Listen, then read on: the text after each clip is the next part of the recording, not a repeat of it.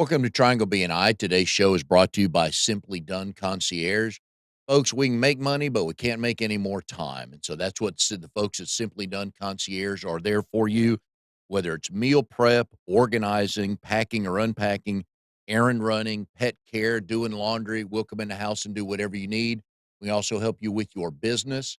So if you feel like your day is overbooked and you need some more time back, that's what we do here at Simply Done Concierge.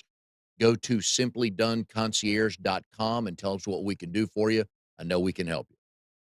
Hi, everybody. My name is Mike Manning. Each week on Triangle BNI, we bring you a local small business success story. If you're not familiar with Triangle BNI, it is Business Networking International, the world's largest networking organization. Our little slice of heaven here in the Triangle, Raleigh, Durham, Chapel Hill, and the surrounding areas. We have 31 chapters and about 525 members each week. Our goal is to help each other grow our business. And our local small business success story today is Carlton White with Visionary Business Brokerage. Carlton is also the visitor host in RD27. Bull City business leaders, they meet Thursday mornings at 11:15 a.m. at Parazad Restaurant in Durham. Carlton, good morning and happy New Year. How are you? You as well. You've got your to-do list for the year, I'm sure. You're a very organized man, right?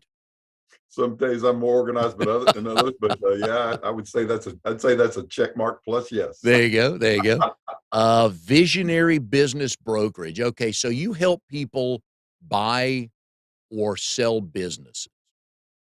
That's correct. All right. So January, this is our dream time of the year. By golly, this year I'm going to do this. For somebody looking to buy a business, whether they just came out of the corporate world, they've always been wanting to do it. What are some things for them to think about with regard to not only buying a business, but buying that business? Well, I would say there's a couple of things they need to look at from the very beginning. And the first thing is to have some sort of an expertise. I think the people that are successful just without any background, without any former, not even formal knowledge, but on the job knowledge, it's pretty tough. And then they also need to have the passion. One thing I tell people all the time is visualize yourself running this business. So in other words, I can see myself getting up in the morning. I can see myself building this business. I can see myself doing those types of things. And if they can do that, that goes a long way towards getting what they need together to be a successful a startup or small business or buying a business or any of those type of things. And I agree with that mindset because if all of us, and you and I are about 30 minutes older than 30 years old, just barely, and we can look back at our previous jobs, and I think the satisfaction for most people, it may have not been the job that paid the most, but it's the job every morning when we woke up, it's like, I love doing what I do. No question about it. And I was talking to somebody the other day, and I've had three different jobs. This is like my third business I've started and been involved with, and you learn stuff, and a lot of times you don't even realize that you're learning it. And but my first business I was in 20 years. I was 39 years old when I sold it, and I absolutely thought I knew everything. And then I started my second business, and I realized in about 30 minutes that I didn't know anything. I was just like, I didn't know anything. And so you have to kind of start learning. Mm. But there were some things that weren't necessarily that would carry over from one business to the other. And then those things, it was kind of strange to where there were little islands in the stream, and I'd say, well, yeah, I do know about that, and I do know about this. And so your ramp up is a lot quicker if you have that background. And then I sold my next business and then started Visionary. Same story. I thought I knew everything. There was nobody everything. And it didn't take me very long to realize that I didn't know anything about this either. But again, it was easy to move some of those skills over from my past experiences. And then you get to where people will ask you a question, and it's like, you know the answer. And it's like, I'm not exactly sure how I know the answer to that. I couldn't tell you, but I feel like I know the answer. And that experience, I think, is really, really valuable. Oh, And it's something that us, you and I, and all of folks that have a little bit of seasoning in their careers, sometimes discount, sometimes don't really realize the value of that. And so it's been really fun to help people and to be able to give them answers and insights and things that, as you're giving them the insight, it's like, I don't know if this is any value or not. And they're like, wow, that's the coolest thing I've ever heard. And so you have to kind of get with that program. But So like, oh, go ahead. but to your point, those are the most fun contacts that you have, Yep. because you're able to help people, and you're not necessarily even charging for Mhm. it. It's just a situation where you're just kind of helping somebody out. Yep. I'm with And you on that's that. very satisfying to me. So I'm going to tease this a couple times before we get to it, but Carlton has one of the most famous movie faces you've never seen. So I'm just going to tease that. We'll get to that in a couple of minutes because it's a wonderful story. Um, with regard to buying a business, that falls in the category. And you and I both work with small business owners, and we try to explain to them, at least from a coaching standpoint, I do, is find out what you can't do or don't want to do and outsource that to an expert. CPA, I mean, normal things come to mind. Stay in your lane. One of the things I think where some people don't realize the value of a broker to buy or sell their business, instead of like, yeah, you know what? So I'll put a sign up and people will call and they'll pay me, $1 million for my company that's throwing off $82,000 a year, stuff like that. And I Mhm. don't think people realize that folks like you are out there to help them get the top dollar for their business. Exactly. That's exactly right. And when I my little elevator speech that I make, I call it the 3 C's that we offer. We offer convenience, we offer confidentiality, and we offer the ability to be confident that you're getting a good deal. And the first two, the convenience and the confidentiality, are really, really important to small business owners, because they're in there working, and most of the time they're really actively involved in their business, and they're looking at it saying, well, if I stop growing my business to sell the business, then that's not going to be very helpful when I sell the business, because it's not going to be worth as much. So we'll approach those business owners and say, look, this is a situation where we'll do the listing for you, we'll vet the prospective buyers, we'll wade through all the mess, we'll make all those types of decisions for you. And then the only people that you'll talk to are really qualified buyers that really have some money and really are interested. And then of course do that in a confidential way, because there's no advantage to a business that everybody knows is for sale. There's easy to think of a bunch of people, from employees to suppliers to competitors, that would love to know that your business is for sale for reasons that are not in your best interest as the business owner. So we take this confidentiality thing very, very seriously, and we do all that we can do to keep that. And then by showing that we can acquire the best deal for folks, we can show that confidence that they can get a better deal. But and everybody wants the best deal. That's the easy one. But the convenience and the confidentiality, a lot of times, are at least as important as getting that good deal. Yeah, because the last group of people you usually want to know you're selling your business are your clients, and more importantly, probably your staff. Yep, yep, that's Because then exactly right. I've been through a merger. When I was working at Turner Sports in Atlanta, I was working for the Cartoon Network at the time. And this was right when Turner and Time Warner were talking about merging, selling, whatever name you want to put on it, depending on how Right, you looked at it, is what you right. called it. And every week is like, oh, no, no, everything's going to be fine. And then next week, no, no, no, they're moving everybody to New York. And then the next week, no, no, no, everybody's staying in Atlanta. And it can be stressful for employees if they know their company's up for sale. And it's not certainly not good for productivity. Just No, as not a at all. it just even if it's nobody cares, but they're just spending an hour a day chatting amongst themselves. That's an hour that they're not doing what they're supposed to do to further the business. And kind of related to that, I tell tell my people that are looking to sell, kind of traditionally, you look at 3 years of sales, 3 years of tax returns, blah, blah, blah. And the buyers, they want to look at that. But what they really want to see is the last 3 months, Mm, the last 6 months, yep. because what it did 3 years ago, and especially with the pandemic, Oh, yeah. it was 3 years ago. It's, you know, I can't really, I can't get really confident about those numbers, whether they're really high or really low. I can't get my head around that, but I can look and see what it's done the last 3 months.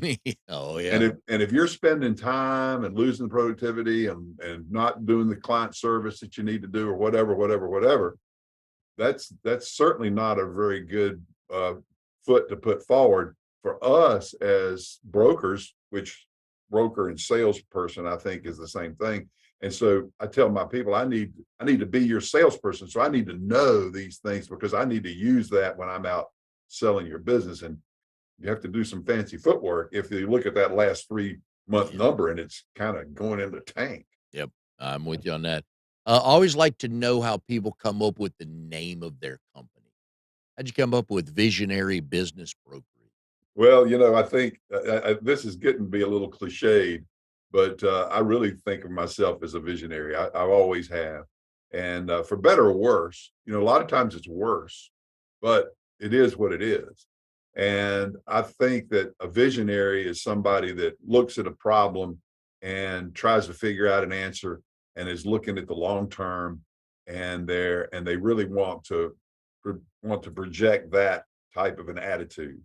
And so that's why I call it visionary, just because of that. I like that. And doing research on you, it's funny when we get to a certain age, we don't look back and realize, wow, I've had a couple of different careers. But you, like you mentioned earlier, you kind of had three because you had White Optical Laboratories for about 17 years, according to your info, then about 26 years with Wells Fargo. Yeah, right. Can I assume math is somewhere involved in your family lineage? Well, thank goodness for computers is all I'd say to that. Even at White Optical, that was the early age of computers, and so we didn't use them as much as I'm sure that industry does now. But yeah, I'd say I'd have to be comfortable with math, put it that way. But in the banking world, though, you held a couple of different roles, and that's a different world because people money's personal. I mean, Yeah. whether you're talking, $1,000 or $1,000,000, it's personal. So you got to build Oh up yeah. some trust with folks in that world, don't you? Yeah, I'd say add a zero, take off a zero. It doesn't matter. It's everybody gets an intimate relationship. And my wife didn't like me saying this, but I would say that in a lot of instances, people's money was more important than their kids. Now, I don't say they want their kids to anything bad to happen Mm, to them, but on the other hand, if the parents have money and they're out there and they're maybe retired or getting ready to retire, and the kid comes and says, "I need some money," you know, they're going to go, "I'm sorry, I mean, I yeah, can't give it to you because I need it." and yeah, so and so when it gets that emotional to where they're saying, "Gosh, we've got to do better in the market, or we've got to do better risk parameter, or whatever their situation is," it is top notch importance. It really is. Did you have to move during that Wells Fargo run of your career? Well, it was kind of interesting because when I took that job, it was actually Prudential base, Mm, and wow. and I was a stockbroker. But the base name was dropped pretty soon after I joined, like a month or so. So I wasn't Prudential base, but just a second. And then we became Prudential Securities, and we were owned by the Prudential Insurance Company. But there was that business it was local. There was a local branch, and that my friend was the branch manager of the local branch, and that was how I got that connection. And they had a really great training program. We spent a lot of time in New York training and stuff. It was a great experience, really a super company.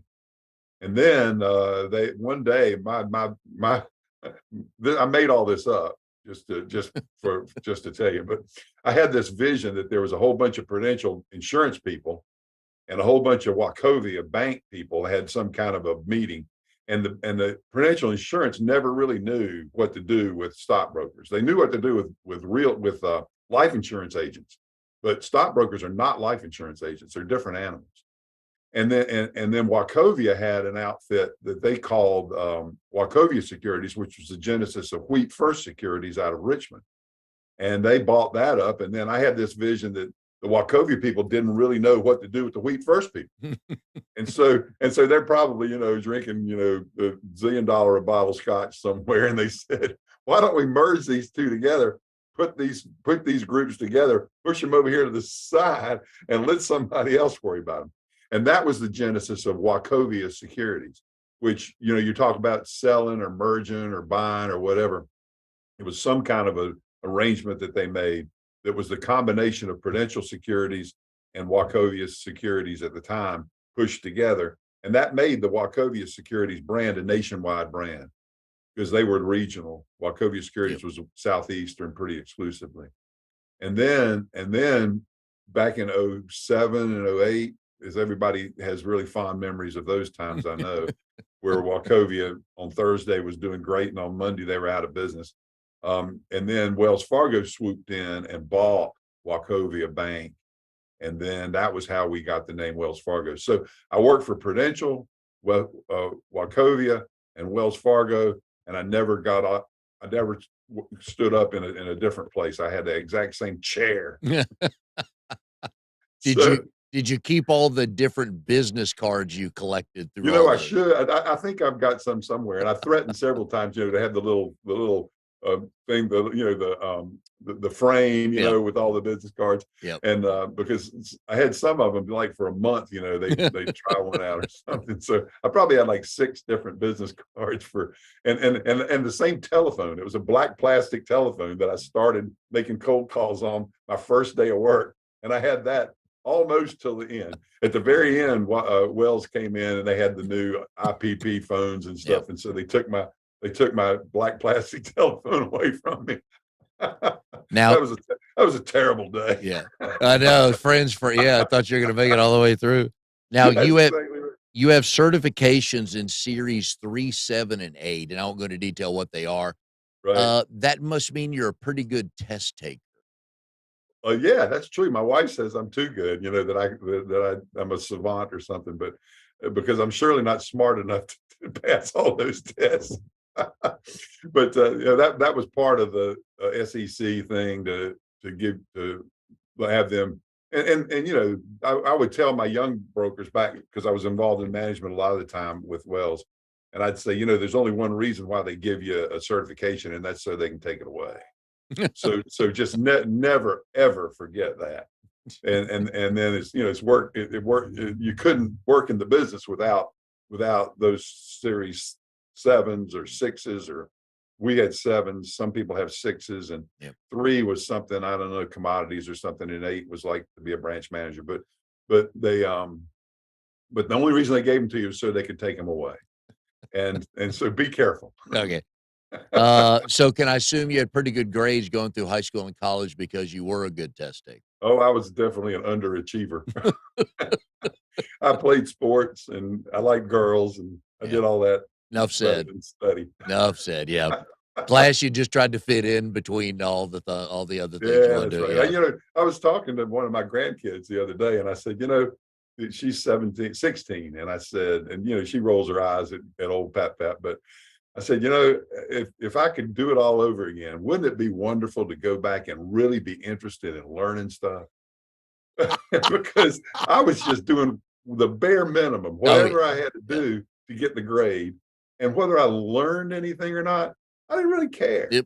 And now here I'm doing all I can do to do podcasts and read books and read this and look at that, trying to learn stuff. And now, my brain's getting full of stuff.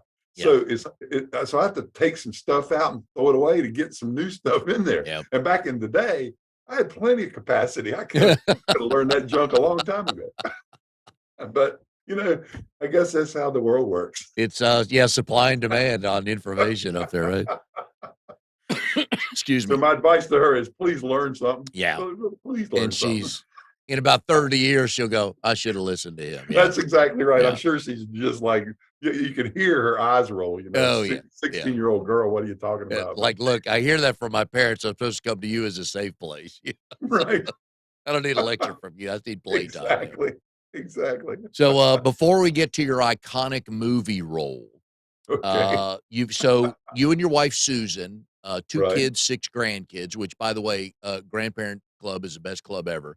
Oh, no But I always kidding. like to ask people on the show that are married, so how did you and Susan meet, and do you both tell the story the same way? Well, she was from Georgia, and she moved to North Carolina I think she was in the ninth grade or eighth grade or something like that. And she says, this is her story. We rode the same bus and I threw a spider on her. That's her story. Mm, My story is I had no idea who she was until we got to high school. And she was a majorette in the marching band. I thought she was the most beautiful thing I'd ever seen, but she was a year older than me. And so I was just dying to go out with her. And she finally let me agreed to go out with me on a date. And then she dumped me. And then I came back again. And long story short, she dumped me 3 times, but I was persistent. And I think our wedding anniversary coming up is going to be 48 wow, this summer. cool. So finally I won the day. And And, so I still deny the spider story. I absolutely deny the spider story. did you ever throw a spider? No, no, I've never thrown a spider anywhere. I think it was somebody else that threw the spider on her. I think she got mixed up. Then once you did, get that official first date, where was that first date? It was a dance at a church that that I was involved with, but she wasn't. And it was like the youth fellowship thing. And I invited her to the dance and she said yes. And that was a good day. Mhm, It was a great day. and where was But this? that was 1969. No, no, no. I'm wrong on that. Our first date was we both played in the band and we both made what they call the all-state band, which was kind of like an all-star band thing. Mhm, And they had a weekend. And actually, ironically, we lived in Greensboro and that band event was in Durham. So our first, and I called that a date, but it was kind of a gangsome date. mhm, But yep, that was the first time she dumped me. okay. And then I couldn't get her to go out with me again until that dance, because that dance was I think in 1970. So it was 1969 was our first official date. So was it your dance skills that saved the relationship, Carlton? I'm missing I'm not something here, sure. right? I think she was so embarrassed. I was such a big gawky dude. I'm really, really tall. Yeah. And I was really, and I'm not I was never very coordinated, but I was really uncoordinated in 1969. So I think she was, I think she was I don't know, it was a mercy date or something. She probably told you, "If you stop dancing with me in public, I'll go out with you in private," right? Maybe that's it. Maybe that's it. The grandfather role is wonderful, isn't it? Well, I told my kids long ago, back my oldest is 16 and it was probably 15 years ago. I told both of them, I said, I really didn't want kids. I'm just confessing. Yeah. I wanted grandkids. I said, but I realized early on that you can't get there from here. Mm, You have yeah, to kind of yeah. slog through it. So 25, 27, 28, whatever it is, you're a slog Yep. that you got to make it through to get to this grandparent heaven. Oh, yeah, man. I remember one day we got a call from our son. We have 2 in Charlotte and 1 on the way in Lakeland, Florida. And our oldest son has the 2 grandkids in Charlotte. And one day, Oliver, my grandson, who will be 4.5 this month, would just, I mean, a meltdown of epic proportions for the first time. Okay. You remember those days, right? Oh yeah. And my son called us and we're just talking and he was just, oh, this, whatever. My wife and I are like, all right, we guys hang in there. We love you. Bye. Yeah, right. Because we can just hang up the phone. That is the greatest. Well, That we've is the been there, greatest. What are we Oh gonna, yeah. you got to Yeah. get through it. You can't, there's no Got books to. on, they probably are 1,000 books on how to survive a meltdown from a 2-year-old, but till you're there, nah, and no knowledge will help. Nope. Nope. You just got to Yep. Yep. ride the wave. I hear you, but it's great. Yeah, the grandkid, we had both of the 2 of them were in Dallas with us, and my 4.5-year-old grandson. we're always outside playing something. And then my Mhm. 4-month-old granddaughter, I just couldn't hold her enough. I can kiss on her because Carlton, we have so much to tell them, don't we? So Yeah, much knowledge to impart on them. We just, we need more time. yeah, no more time. There's Nobody, always nobody in my family believes I'm telling her anything worth listening to, but I'm telling her stuff. So, yeah, yeah. And they get so busy now yeah. too, because they're ours are 16, 15, 13, 12, and 2 nines. Wow. And so, those they get to those teen years. I mean, Yeah. they're just it's just so much going on. Oh, And yeah. now the oldest one has a driver's license, and so, Mm. she's off in another world and looking at colleges and all that stuff. Her dad is just distraught, X10 on that deal. Oh, yeah. I remember those days. Yeah. All right. So your iconic movie role is national and global, but it's very important to the city of Durham. If you Yeah. remember Bull Durham, remember when Crash Davis walked to the mound and told Nuke LaLoosh to throw the ball at the mascot? And he throws the ball at the mascot fell down. That mascot, none other than our guest today, Carlton White. How about that? Okay, so first of all, you're 6'7". Let's talk 6'8", about that yeah, in a second. But I yeah, did learn I watched a interview with, I think it's WRAL, when I was doing some research on this, that you were the city of Durham mascot, which led to that role. And they initially called looking for the head of a bull for a costume, right? yep. The costume was the star. Yeah. I was just the meat that was inside the costume. And I was 6'8", actually. Yeah. I think they said somewhere I was 6'7", but I was Okay. 6'8". And they didn't have anybody that could fit into it. That's my that was my hook. How did you get to be the city of Durham mascot? Well, it was when we first moved to town. I got involved with the JCs, Junior Chamber of Commerce, and so we did some stuff with the chamber, and they had this costume, and it was made specifically for a play. I think over in Chapel Hill, Playmakers or something, and they donated it to the city, and they had a guy that was wearing it, and then I came to town, and then the chamber said, if we ever need somebody, would you be willing to do it? And I said, oh yeah, sure. So the first time they called me, it was a 4th of July festival out at the Park, and I think it was 106 degrees, and Yes, the it was. humidity was like 100%, and that costume was like wearing a rug. It was so hot, Yep. and so, but I told him I'd do it. So I go to the guy's house, I pick up the costume. This is the night before. I go out there, and I never gave the costume back to the guy. So, so that's how I acquired it. And then they would call me occasionally to do ribbon cuttings. I was Mhm. always in the Durham parade. I do little things like that. And then the Durham kind of got too sophisticated to be the Bull City, and we became the city of medicine, Yeah. or and then I think we got designated an all-American city. And so the powers that be thought that Bull City thing was kind of outdated.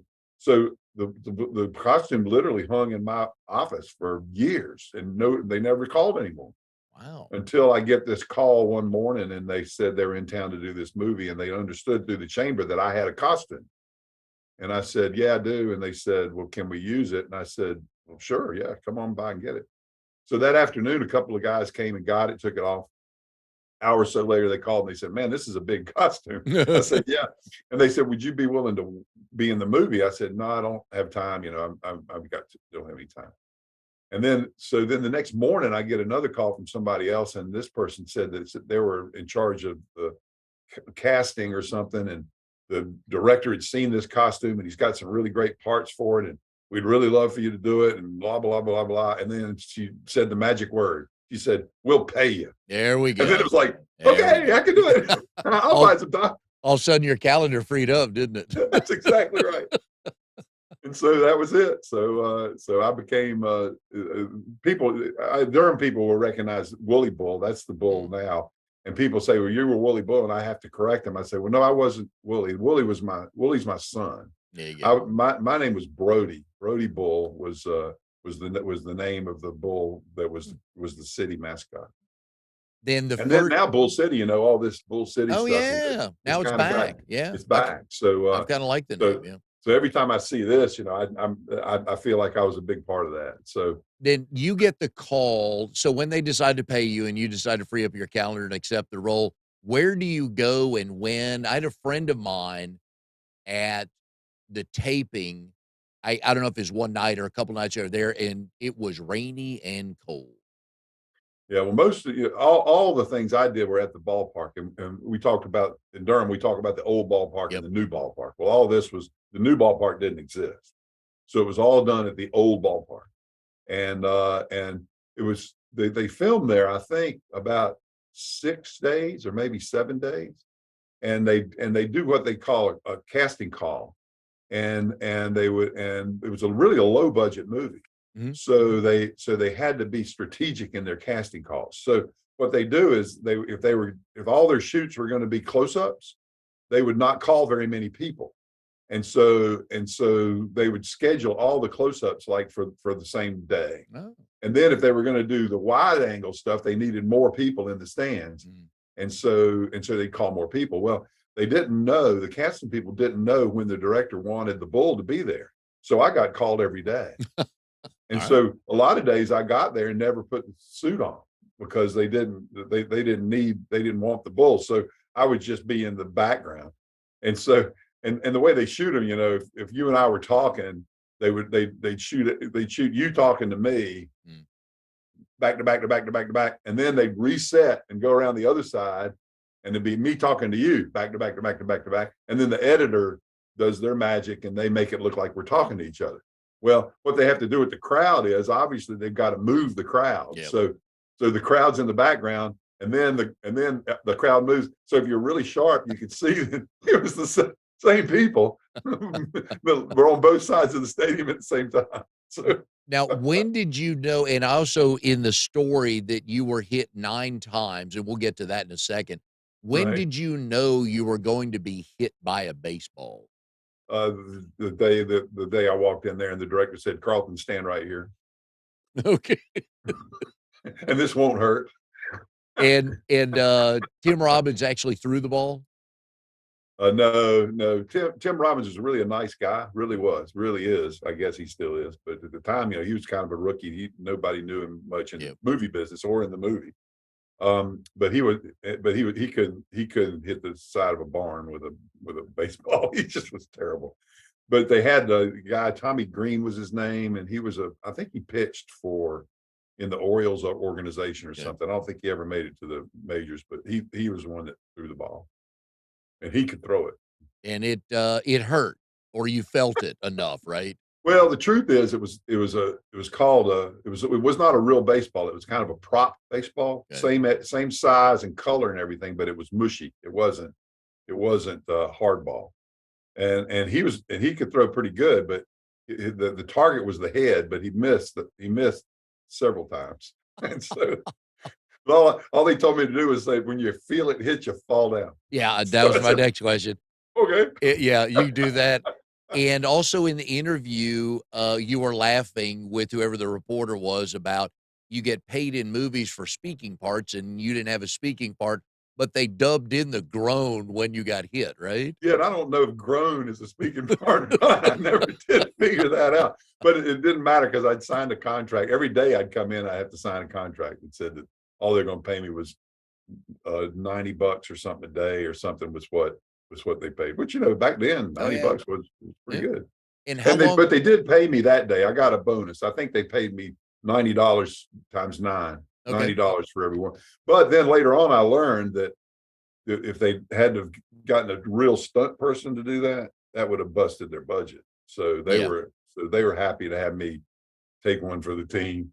Yeah, because I've heard Ron Shelton, the director, in an interview that a lot of studios passed on it, Oh and yeah. that Costner stayed with him the whole time to try to get it made, and then finally, I don't know what studio did it, but they decided to do it, but they knew that their budget was limited. Well, the studio story was the guy's name was Tom Mountain. He was with Universal, and I think he was one of the main producers of Animal House. Ah, and and that was kind of his claim to fame. And he got up with this Ron Shelton, who was the director. He was a friend of Ron's, and Ron wrote the script and all that stuff. And then Ron was peddling it around, and he ran into Tom Mountain. Tom Mountain said, "We'll see if we can get this thing done." And so he and Ron were the ones going around, and everybody was telling him no. But Tom Mount's father was Lillard Mount, who was with Mount White, which was the white shoe law firm in Durham. So Tom Mount was from Durham. okay. And that's how the whole thing got to Durham, was that Tom Mount was the connection. And he said, well, I know the perfect place we can do this is my hometown is Durham. And they've got a old A-ball stadium that's picturesque. It's downtown. And Durham at that time was kind of gritty, and it was kind of the right setting for all that went on in the movie.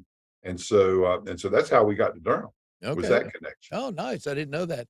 Yeah, Did which is you pretty cool. And you mentioned something about Kevin Costner. Kevin Costner had done several movies. He'd done No Way Out, I think, Silverado, something. A lot of people didn't know, but he was in the movie The Big Chill. If you Oh, know The Big he was the Chill, dead guy. Yep. he was the dead guy. Yep. And so the only thing you saw was the cuff of his Mhm. of his shirt in the Yep. casket, because they filmed him in flashbacks. And then I think once they were doing the editing, they figured those flashbacks were kind of tedious, so they cut them all out. So Oh, so his face wasn't in the movie a single time. But anyway, he really liked the script, mm. and Kevin Costner is a pretty good athlete. Oh, yeah. And so he really wanted to, he loved that story. He loved the fact that he was going to play a baseball player, and he just really, really loved the script. But at the time he was getting, and these numbers might not be exactly right, but one of the producers was telling me the story, so I feel like the accuracy of it is close enough. But at the time, his guarantee was $1 million, Wow. that he got $1 million for doing a movie, and the whole budget for the movie was like 8 million. So they Oh, couldn't afford to pay him $1 million, and so he agreed to work for $500,000 plus a couple of points. yep. And points in the movie business, if it's a hit, Yep. that's where they really ring the bell. And you can see there's probably 24/7, 365 Bull Durham's playing somewhere. Oh, yeah. And Yeah. so the checks that Kevin Costner's received from Bull Durham, I mean, I'm sure that's more money than I've ever made in the history of me. So That he just gets that just we can assume you're not getting residuals as the Bull no, mascot. that was that contract thing. That's excuse me. I signed the contract saying no residuals. Okay. And what job in real life did you have at that time? That was when I had my optical lab, Okay. and and a lot of the shooting was the schedule was 5 to 5. And so when we were shooting during the daytime, it was 5 in the morning until 5 in the afternoon. Okay. With those night scenes, and most of the games were at night, Yep. we had to report at 5 p.m. and we worked until 5 a.m. That's what I thought you meant when you said 5 to 5. Yeah. Yeah. So the days were 5 p.m. to 5 a.m. to 5 p.m. The nights were 5 p.m. to 5 a.m. So I'd go to work.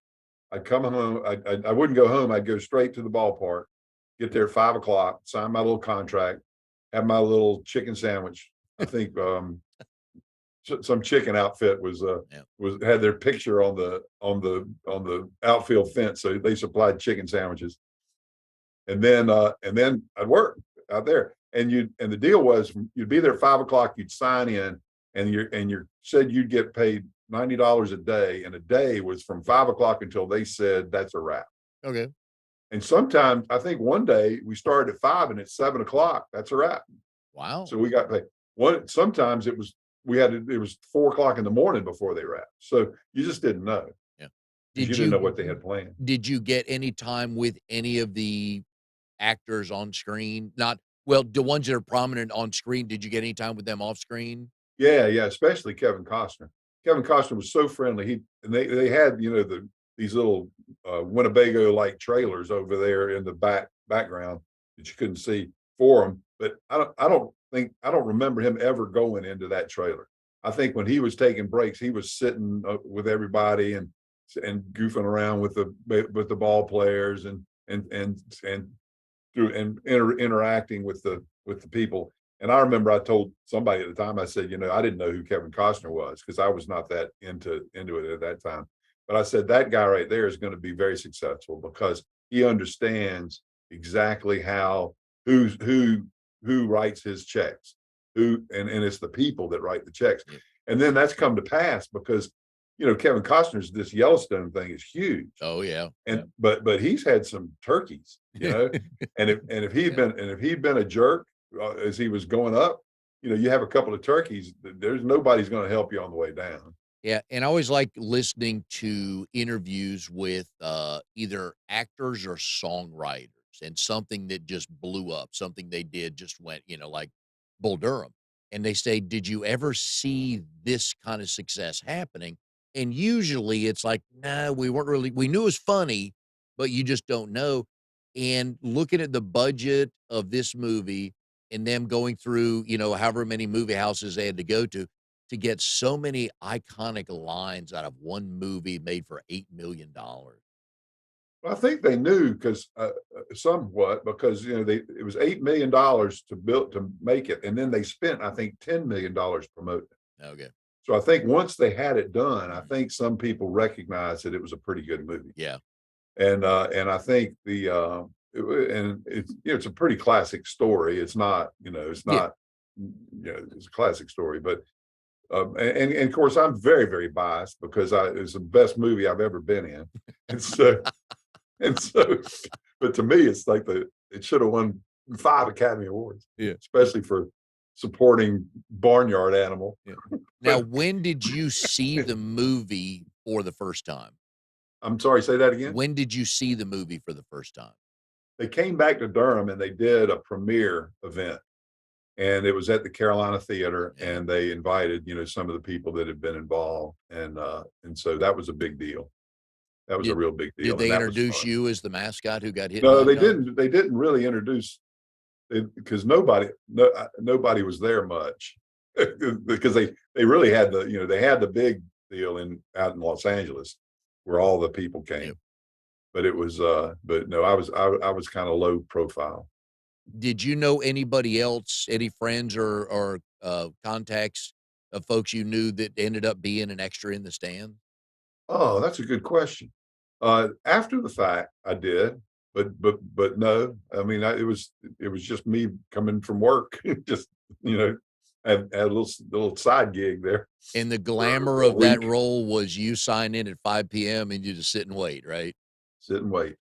And I met a lot of people there because you sit a lot Oh, yeah. and talk, and everybody's cutting up and having a big time. So but the longer ago it was, the more fun it was. Yeah. I Because hear you. that's a working they work, and everything is based on they rent all the cameras and all the lights and all that stuff, and there's not a lot of messing around among the staff people, and they're pretty serious, and they don't they're and of course the director's is the king god, and they're all trying to make sure the director smiles on them because they're looking for that next job. Mhm. And because Ron Shelton, I think, did White Men Can't Jump. He did Tin Cup, and Yep. a lot of the same people. Like Kevin Costner was in Tin Cup, and I think a lot of the photographer people and sound people and all that kind of went along with him to those next projects. So that's their business, So they gotta do that Where is the costume now? in my garage. What are you gonna do with it? I'm trying to donate it to the Baseball Hall of Fame. I'm trying to figure out how to make that work. Do they so you've not been in contact with them? Well, I tried to one time, but there were some circumstances that it was they had I can't remember which anniversary. It was an anniversary of the movie. Yep. Excuse me. And they were gonna do a big deal on it up there. And then there was I can't remember. There was some kind of protest or something, and it got messed up. And so I just kind of stopped. Appro I'm trying to be very political in this answer, Yeah. as you can I tell. sense that, yeah. Yeah. And you can actually say no bulls were harmed in the filming of this movie, right? No bulls were harmed. But the truth is, they had some really cool scenes. Of my best scenes ended up on the cutting room floor. Says every star.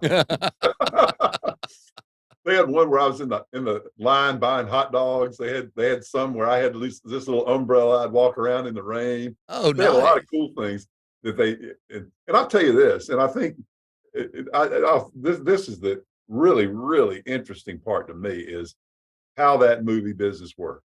Yep. And it's work. It is not the glamour that you think.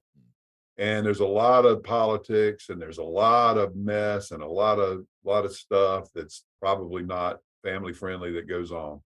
But when that camera is on you and they're shining those lights on you and everybody's coming up making sure your hair looks just right and making sure your costume is good and there's 5 or 6 people, wow. I mean, that is really some heavy stuff. And I can see where people just it's almost like a drug. It's just so exciting to do that. And then I would imagine, I mean, I look at this bull costume and I take my head off for like I tell people don't reach for the popcorn or you'll miss it. And there's a with a whole lot more hair and darker hair and a lot less poundage version of me. And just to see yourself up there on that big screen, pretty sweet. What do the grandkids think about it? Well, we hadn't let them watch it yet because they're not old enough. Yeah. And I tell people all the time, I say, there are two versions. There's the movie version and the TV version. Yeah. And if you're watching it with your mother-in-law, make sure you're watching the TV version because you're Yes. going to get embarrassed. Yeah. Now, did your kids throw that out to their friends to be more popular? That hey, has your dad been in a blockbuster movie? That's a good question, Mike, and I don't know the answer to that. I really they might have been just too embarrassed to say anything. I don't know. Uh, But it s- was yeah, but but it was 1987 or something yeah. or 86 or something. It's a long time ago, and it's amazing that people still bring that up to Oh, the me. legs that movie has, Oh, absolutely. yeah. Yeah. It's my 15 minutes of fame. Hey, beautiful thing. So if anybody watching this has not seen Bull Durham, you have to now see it because Carlton was the famed bull who got whacked in the head with a ball, which Right. again was a hilarious line. Just throw it at the bull. At the bull. Trust me. Yeah. And I'm in the credits, but you have to watch till the very last one. It goes through everything. Those little pictures of Yep. the thing all the way to the end, all the way in, all the way in, all the way in. I think it's the last one. It says special thanks to Carlton White Bull mascot. So Nice. so that was if you it was a very, very literally the last frame of the last frame of the last frame. Did they send you a copy of the movie? Oh heck no. I had to buy one. There's a low budget. Yep. There you go. They needed the money, right? They paid you $810. They needed seven back, right? That's exactly right. That's exactly right. All right, Carlton, this has been a blast. I love the way you embrace the role, Yeah. and just you love talking about it because I put you on the spot before to tell. I was like, hey, because I'll tell people when you call Carlton, you got to ask him why he's famous, and they're like, what? I said, trust me, you'll appreciate it.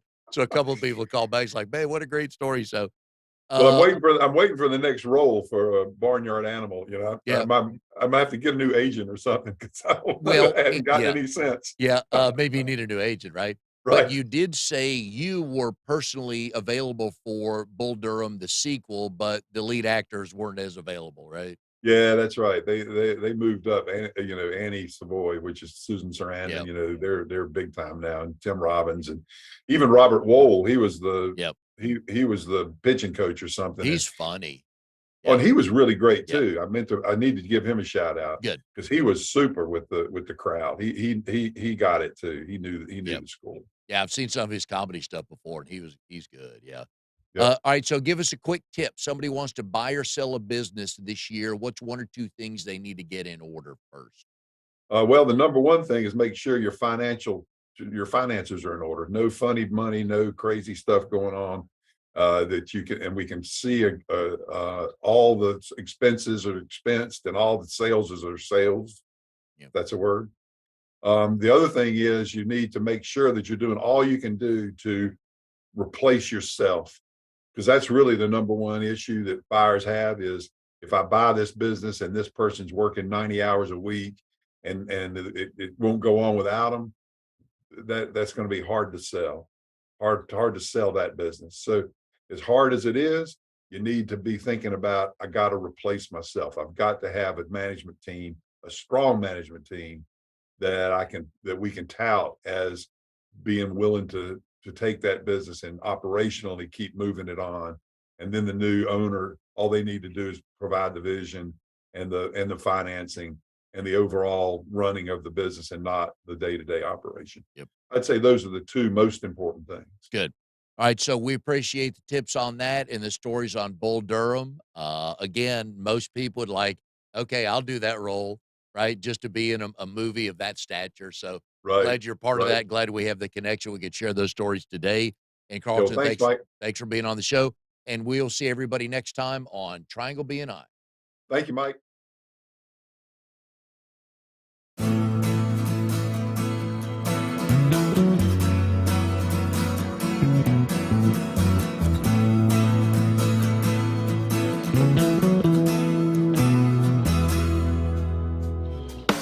You are tuned to the Nissan Communications Network. If you tuned in too late, you can always watch each program in its entirety or download an MP3 audio file of it in the archives section at nissancommunications.com. Don't forget to subscribe to our YouTube channel, follow us on Twitter, and like us on Facebook. Sponsored by StreamingGear.com, Carolina Apparel, and DeltaForce.net.